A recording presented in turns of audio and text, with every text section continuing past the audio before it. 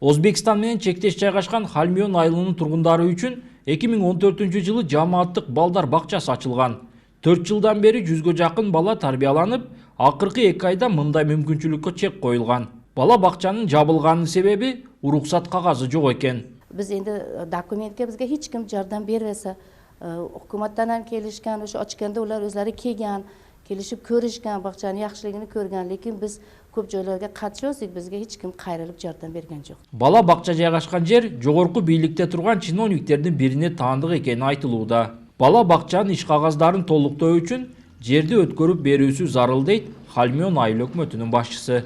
Бул бала бакчаны айыл өкмөткө өткөрүү берүү боюнча менин каршылыгым жок. Иш кагаздары менен документтерин даярдап өткөрүп берсе, биз айыл өкмөтүнүн балансыга алганга даярбыз. Бирок толук иш кагазы менен өткөрүп бериш керек. Балдардын келечеги үчүн ачылган мекемеге жергиликтүү бийлик тарабынан көңүл кош мамиле болуп жатканы туура эмес дешет ата-энелер. Андыктан балдарыбыздын келечеги үчүн кайрадан ачып берсин деп жогорку кызматтагыларга кайрылышууда. Ушул мамлекет жардам беришин ордуга ушул курган бала бакчанындагы ушуну көзгө илбестен мамлекет тарабынан жардам жок чындыгында. Мамлекет тарабынан жардам болгон демөөрчүлөрдү ушул бут тускан адамдар болуп атат.